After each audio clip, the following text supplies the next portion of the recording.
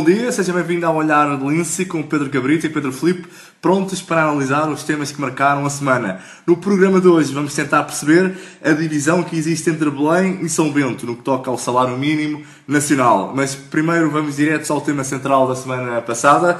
Venezuela chorou a morte do seu presidente, Hugo Chávez. El Comandante, o homem que liderou a Venezuela nos últimos 14 anos, morreu após uma luta em glória contra uma doença cancerígena, durante quase 2 anos. Pedro Cabrita, muito bom dia. Hoje começo por ti. Partiu um dos líderes políticos mais carismáticos do mundo. Qual o impacto da morte de Hugo Chávez?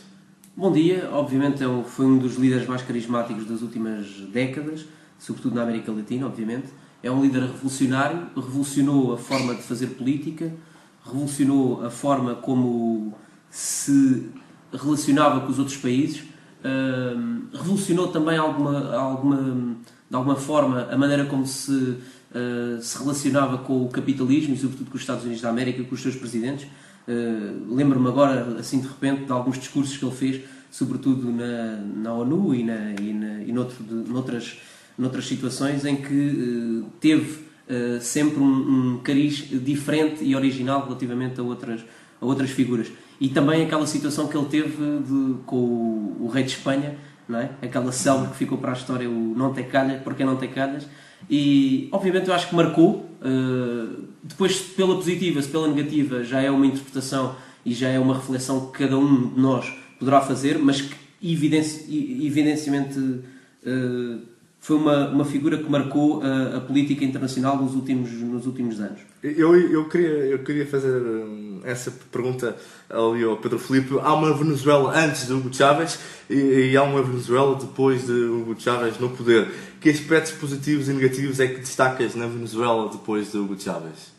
Muito bom dia. Sim, de facto, Hugo Chávez marca aqui uma transição de uma Venezuela do passado para a Venezuela do presente. Ou seja, basta olhar para os indicadores e as estatísticas falam por si, e a Venezuela hoje é um país muito mais desenvolvido do que era quando Hugo Chávez lá chegou. Isto é, o PIB aumentou, a escolaridade aumentou, a taxa de pobreza extrema diminuiu, os indicadores praticamente não há nenhum, não se pode dizer que haja algum que esteja pior. Há aqui dois, a dívida externa aumentou e a inflação. Porque quando há investimento aumenta sempre a dívida externa, uma coisa não se faz sem a outra.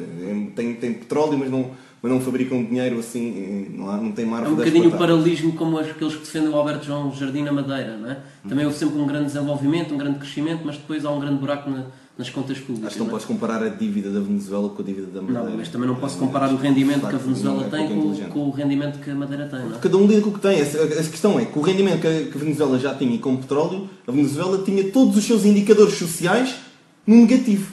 E hoje estão todos extremamente... Isto é um facto. É discutível. Não é discutível, isto é factual, não é discutível.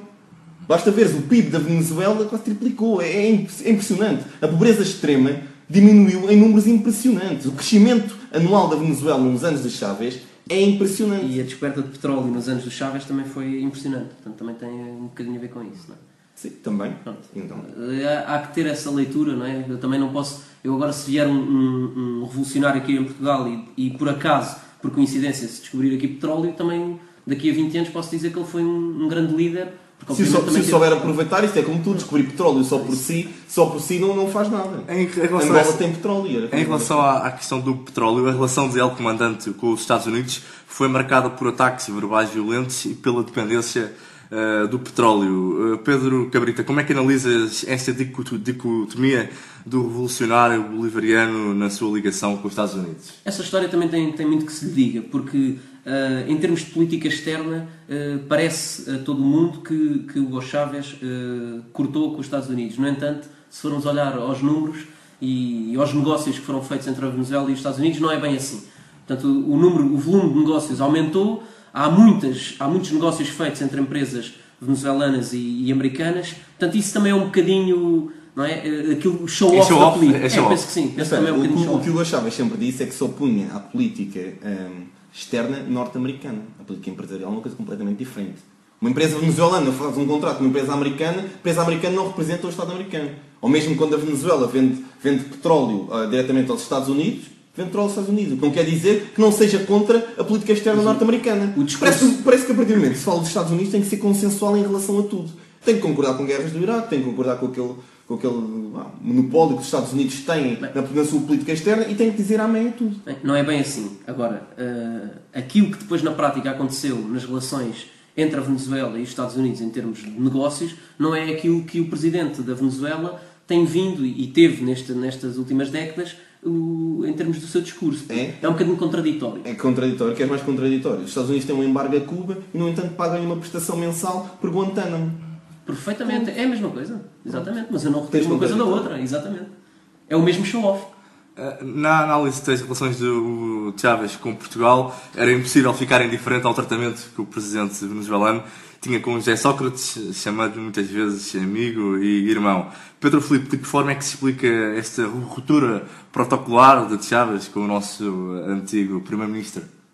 Não acho que haja uma ruptura protocolar, até porque Chávez tinha o seu protocolo muito próprio, que era de bastante proximidade com os líderes de quem lhe era afeto. Com o Fidel então era manifesto, com Evo Morales era também muito manifesto, com os líderes brasileiros que surgiram, quer com Dilma, quer com o anterior, era manifesto, e por isso não há aqui uma ruptura protocolar, porque tudo o que Chávez não era isso. Chávez não era um líder protocolar em stricto senso, aquele líder que cumpria, que fazia acontecer, não é? Como dizia o Pedro, aquela tirada do Chávez na ONU, quando sai o George Bush, ele vai discursar a seguir e diz que já cheira aqui em enxofre, o diabo teu aqui, quer dizer, que se tornou muito conhecida, é exatamente isto, e toda aquela Assembleia Nacional. A verdade é que eu não me identifico minimamente com uma política externa feita de amigos e de pessoas com quem eu me dou melhor, etc. Há aqui uma demonstração de confiança e de cumplicidade. Sim, mas quer dizer, eu espero de um líder do meu país, neste caso não sou venezuelano, mas se fosse, não espero que um líder do meu país se dê melhor com o país X ou com o país Y, porque é mais amigalhaço de quem o está a liderar. Quer dizer, para mim não faz parte da política externa de um país qual eu seja cidadão, que o seu líder se dê por amizades pessoais. Eu não concordo com esse tipo de coisas. Lá está, é aquilo que eu chamo o populismo, e o Hugo Chávez é um populista. A verdade é que ele falava cerca de 10 horas, batia um recorde na televisão nacional, tinha uma espécie de conversas em família. Isso é muito típico daquele tipo de líder. O Fidel fazia o mesmo nos seus tempos. Mas eu posso criticar esse tipo de política.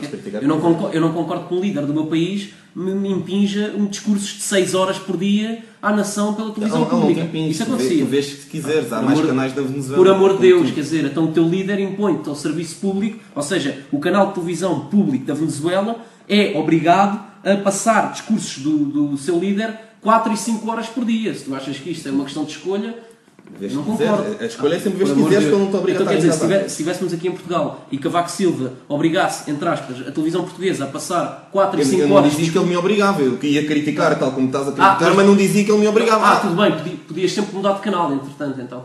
Claro. Mas Pedro, não vês problemas na ocupação de tempos de antena? Vejo, se me perguntar se eu concordo, claro que não concordo.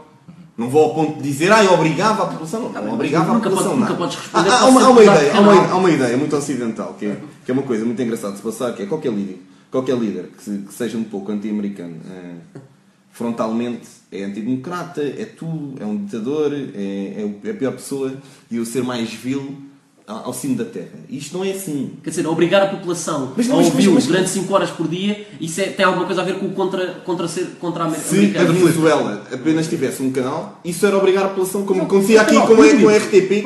Então, mas o que é que deu hoje no canal público?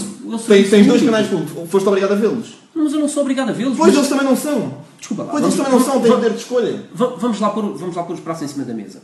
Se o governo nacional português obrigasse a população portuguesa, e neste caso a programação da RTP, a passar discursos de Cavaco Silva durante 5 e 6 horas por dia... Eu criticava. Pronto, a tua crítica também é a mesma coisa. Mas não, a questão é, eu não digo, obriga a população a ver. Não, obriga o canal público a passar... É diferente. Está bem. É diferente porque eu tenho alternativa, Pedro. Se não percebes a diferença entre não ter alternativa e ter alternativa... Mas isso não é... Então se calhar isso é democrático. Um ponto mais básico. Isso é democrático. Obrigar a televisão, a estação pública, a passar discursos do seu líder durante 5 e 6 horas por dia, isso é democrático. Então, estamos a confundir aquilo que é o serviço público. Pedro, pelo amor de Deus. Não, obviamente.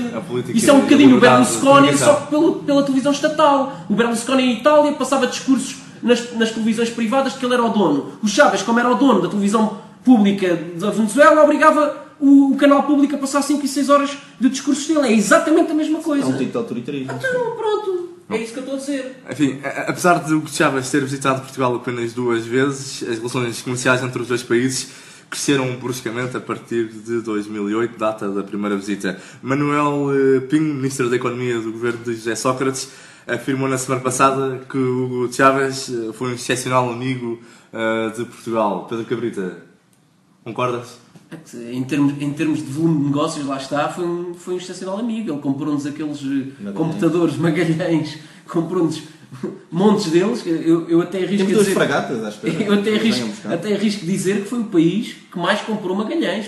Eu tenho a certeza que Paulo Portas, quando foi lá agora, despedir-se dele e fez todo aquele elogio que eu não estava à espera de alguém da sua área política, terá tropeçado em Magalhães? Provavelmente. Não só, e foi também dizer, amigo, muita pena, não se esqueçam que têm as 2 fragatas para levantar. Está aqui, Para mim está aqui o tiquê, quando quiserem. Eu tenho que sempre criticar este tipo de política, mesmo que beneficie o meu país. Eu não concordo com esse tipo de coisas. Quer dizer, como tínhamos um primeiro-ministro que era amigalhaço do Presidente da República venezuelano, então conseguia vender Magalhães mesmo que ele não gostasse. Quer dizer, isto mas só não gostava, não gostava. Mas espera lá, mas tu agora já entraste na cabeça de Hugo Chávez. Mas tu tens alguma dúvida que isto tinha a ver com a amizade que ele tinha com Sócrates? Mas espera, mas tu achas que alguém compra assim todo o caso da amizade? Acho. Na Venezuela acho que foi isso. Mas isso achas que estás completamente... Obviamente que foi. Então vamos ver os já levaste a lavagem cerebral. Está bem.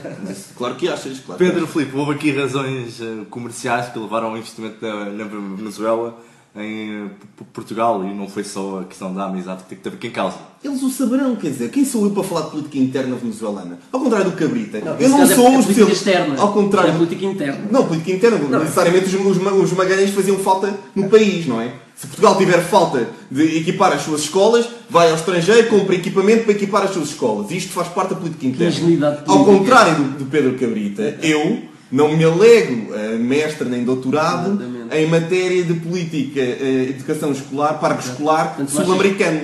Eu não andei pelas selvas como o Cabrita andou, na sua motoreta, qual Che Guevara dos tempos modernos, a ver as necessidades da população. Por isso, o que eu digo é, se o comprou, ainda bem que o fez para nós. Exatamente. De certeza que o fez porque necessitava. Claro. Eu não acredito que não havia nenhuma necessidade. Imagine-se, na América do Sul, necessidade de equipamento escolar. Não, a gente sabe, a América do Sul está muito bem equipada e tem todos os meios e as crianças têm todos os meios à sua disposição. Eu não sei se interpretar isso como demagogia ou puramente ingenuidade. Quer dizer, não vamos ver agora que a Venezuela precisava de computadores para as suas escolas e que foi ver ao mercado externo e aos países com os quais tinha relações qual era o melhor negócio para fazer com os computadores. Não percebes que isto obviamente que foi um aperto de mão do amigalhaço Sócrates que lhe vendeu uma porrada de computadores Magalhães. Não vamos ser temos que seguir para o segundo tema. No debate quinzenal da semana passada, o Primeiro-Ministro defendeu que com a elevada taxa de desemprego do país, a medida mais sensata que se pode tomar é diminuir o salário mínimo nacional e deu como exemplo o caso da Irlanda. Ora, Cavaco Silva afirmou há dias o seguinte: nunca pensem que é nos baixos salários que se garante a competitividade das empresas. Pedro Filipe, afinal de contas, quem é que tem razão? Bom, primeiro que eu fiquei a fazer um ponto, já falámos de Hugo Chávez, finalmente vamos começar a falar de políticos a sério, não é? Com rigor, sérios, idóneos, ainda bem. Ora, quem é que tem razão? Não, neste caso quem tem razão claramente tem que ser o Presidente da República, não é? Ou seja, a Irlanda diminuiu o seu salário, é verdade, o salário mínimo irlandês diminuiu 20%. Mas quanto é que era o salário mínimo irlandês? 3 vezes, quase 3 vezes mais. Não era 485 euros. Obviamente não. Nem o grego. Diminuir o salário a 485 euros é condenar quem trabalha à miserabilidade.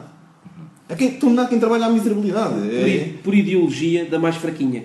Pedro Cabrita, o aumento do salário mínimo nacional constitui uma barreira para o emprego? Não é uma questão do aumento ou da diminuição. Aquilo que eu constato é a palhaçada de política que se faz em Portugal. Quer dizer, em Itália, os italianos quase que elegeram um palhaço. Aqui, a minha analogia é que realmente aqui estamos mesmo um palhaço. Porque é um tiro no pé, Pedro Passos Coelho vir dizer aos portugueses que o ideal era baixar o salário. Mas não vou fazê-lo. Mas o ideal era esse. Para mim. Não é. É o que ele acredita, ideologicamente. Então assuma e baixe o salário. Porque assim pode ser que se vá embora já. Depois um mentor dele não veio depois logo reforçar a veracidade. O assessor mental, não é? Para não dizer outra coisa. O mentor António Borges. Tony Borges, exatamente. Não faz sentido nenhum. Isto é uma A coisa mão por trás Vamos lá ser. da masculina. Eu dá-me vontade, realmente, isto dá-me. Nem sei o que é de dizer. Dá-me vontade de perguntar ao Sr. Primeiro-Ministro que tente durante um ano viver com 485 euros por mês.